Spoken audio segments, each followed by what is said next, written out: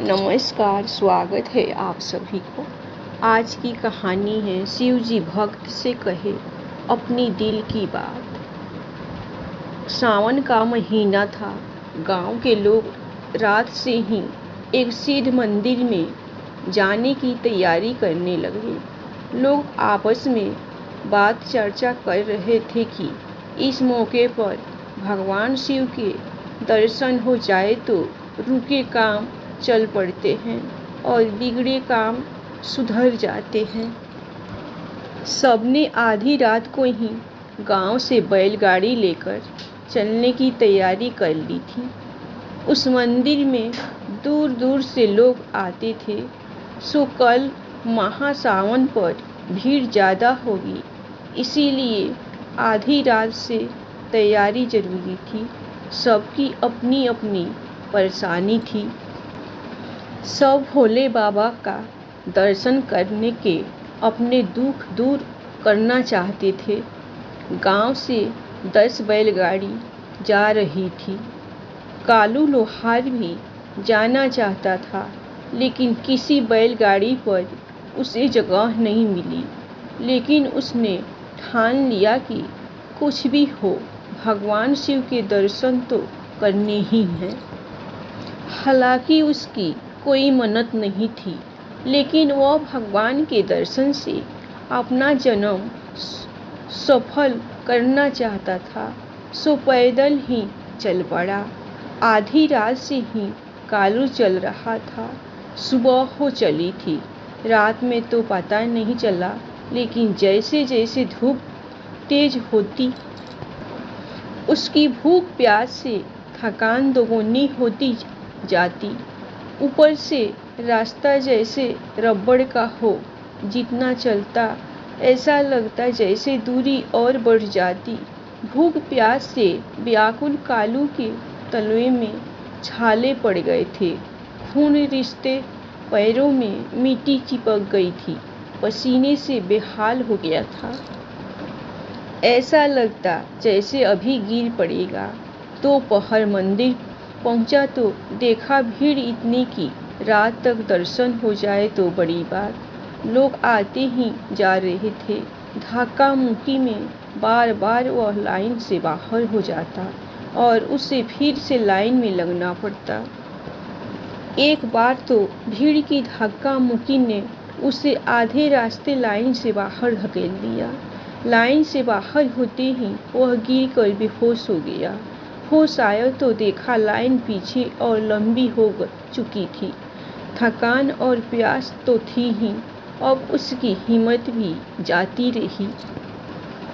उसने वहीं से लेटे लेटे भगवान को दंडवत किया और भगवान से क्षमा मांगकर घर की ओर वापस लौट पड़ा।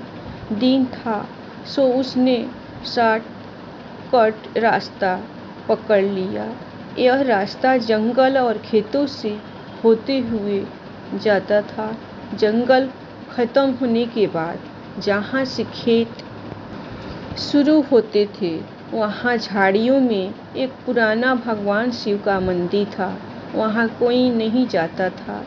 शांति देखकर वह मंदिर के फर्श पर लेट गया। थकान और प्यास से उसे तुरंत नींद आ गई। थोड़ी देर बाद ही उसका नाम लेकर कोई उसे पुकारने लगा।